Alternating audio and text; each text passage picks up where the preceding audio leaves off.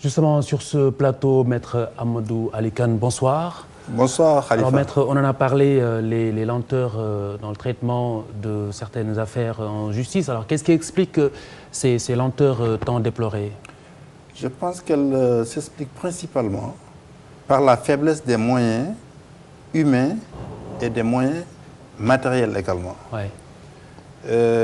J'expliquais tantôt que vous avez des dossiers volumineux qui peuvent peser pratiquement peut-être jusqu'à 10 kilos, 25 kilos. Imaginez-vous un dossier de 4 000, 5 000 pages que vous devez lire d'abord.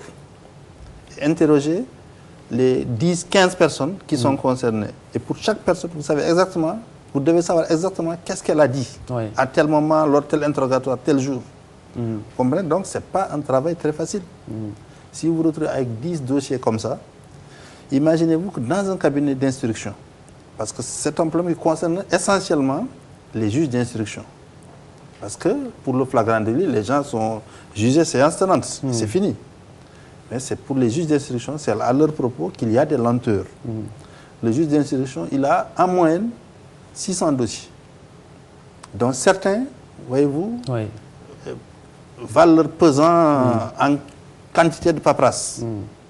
Donc c'est ça, et il est seul. Ouais. Alors quelle alternative, puisque cela ne suffit pas ou ne suffirait pas certainement aux condamnés qui attendent d'être jugés pendant peut-être des années parfois? Oui, c'est-à-dire que ce qu'il faut, c'est renforcer les moyens humains de la justice. Il faut plus de cabinets d'instruction, ça c'est clair. Il faut également plus de moyens matériels. Parce que le juge d'instruction, il faut qu'il puisse avoir son ordinateur, avoir tout ce qu'il faut, toute la panoplie des outils modernes qui permettent de travailler. Peut-être la numérisation aiderait à... La numérisation aiderait. Imaginez-vous, est-ce que vous savez qu'à la Cour pénale internationale, il n'y a pas de papier. Tout est électronique. Absolument. Vous ne verrez pas un dossier en papier. Tout est en ligne. Vous comprenez? Même pour entrer dans un bureau, vous mettez une carte. Il y a des endroits où vous n'avez pas accès. En fonction de votre carte, ça dépend. Donc, si vous donnez une idée qu'aujourd'hui, la tendance, c'est à la justice numérique. Évidemment, nous, on est des pays développés, on ne peut pas, on n'en est pas encore là. Mais c'est vous dire la solution existe en tout cas. Voilà. Alors, à quelle échelle la présence se situe l'iniquité qu'on dénonce au niveau de la justice? Bon, en fait, je pense que quand on dit justice, il faut d'abord que les personnes qui encourent une peine puissent être défendues. D'abord, qui dit justice doit dire forcément respect des droits de la défense. C'est-à-dire la possibilité d'avoir un avocat, la possibilité de rencontrer cet avocat, de lui parler. Or, il se trouve que certains Sénégalais, ou même étrangers, ont les moyens de payer leur avocat de leur propre poche. D'autres n'ont pas cette possibilité parce que ne disposons pas de ressources financières. Alors, où est le dispositif d'aide juridictionnelle? Et voilà, et c'est là où je voulais en venir. Aujourd'hui, on a constaté ces derniers mois que l'enveloppe qui était allouée à l'aide judiciaire était épuisée. On est resté même d'ailleurs plusieurs mois sans pouvoir tenir des sessions de cour d'assises. Aujourd'hui, les personnes qui sont poursuivies, qui n'ont pas de moyens, ne peuvent pas être assistées par un avocat parce qu'il n'y a pas de fonds. Les fonds n'ont pas été, si vous voulez, renouvelés.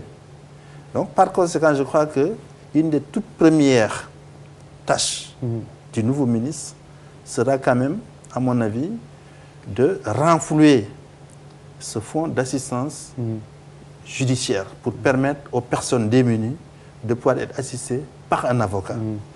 Alors aujourd'hui, dernière question, comment arriver à réconcilier le justiciable sénégalais à la justice sénégalaise? On parle souvent d'impunité, de justice à deux vitesses. Il faut connaître quelqu'un qui connaît quelqu'un. On parlait également de corruption. Bon, en fait, il y a un certain nombre de choses à faire au niveau de la justice sénégalaise, c'est sûr. Au niveau d'ailleurs de toutes les justices. Bon, certains disent qu'il faut couper le cordon ombilical entre le parquet et le ministère de la Justice. Faire en sorte que les procureurs soient plus indépendants. Permettez-moi de dire que je ne me rallie pas totalement à ce point de vue. Je suis plutôt favorable à une politique intermédiaire. Je suis plutôt dans une situation intermédiaire. Ouais. Je suis pour que la justice, notamment les parquets, ne soit pas inféodée totalement à l'exécutif, c'est-à-dire qu'il ne reçoit pas des instructions sur tous les dossiers de la part de l'exécutif. Mais je ne suis pas non plus que l'exécutif s'en lave les mains. Parce que, comme je le disais tantôt, nous sommes à l'heure de la justice internationale, de la justice universelle. Vous avez des crimes internationaux, c'est-à-dire des crimes pour lesquels la personne peut être poursuivie, quel que soit le lieu où les faits ont été commis. Ouais. Donc, et quel que soit aussi son rang. Mais imaginez que un responsable de haut niveau, de haut rang, d'un pays ami, vienne en visite au Sénégal et fasse l'objet d'une plainte. Et que le juge, étant totalement indépendant, décerne un mandat de dépôt à son encontre. Vous imaginez le genre de problème que ça peut créer. Absolument. Vous voyez, vous regardez aujourd'hui la procédure dite des biens mal acquis en France. La France est un grand pays, mais ça, malgré cela, ça pose des problèmes, des fois diplomatiques. Donc c'est pour vous dire que il faut aller lentement, je pense, vers des solutions qui peut-être aboutiraient à la rupture. Mais qu'il vaut mieux aujourd'hui, dans la situation où on est, avec les moyens que nous avons de pays sous-développés, éviter, à mon avis, une situation... Alors justement, pour terminer cette fois-ci, donc la possibilité d'émission de mandat de dépôt par le parquet sans forcément avis du juge au préalable?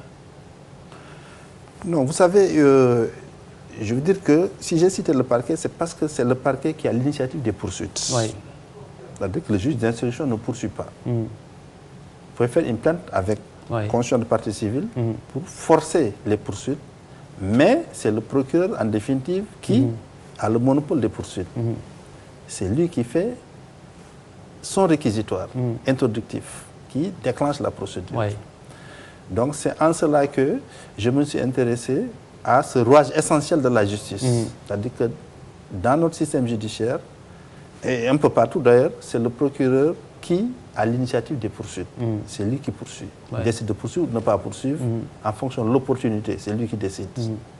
Donc, est-ce qu'il doit être tout à fait indépendant, bien que n'étant pas quelqu'un d'élu. Vous savez, ici, les juges ne sont pas élus.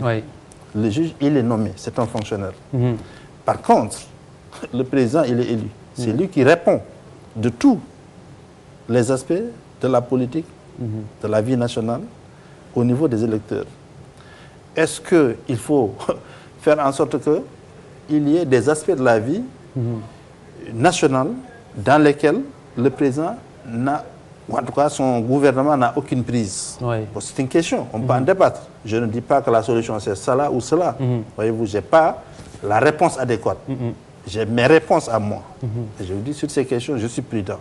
Mais par contre, il y a un point que je voulais aborder.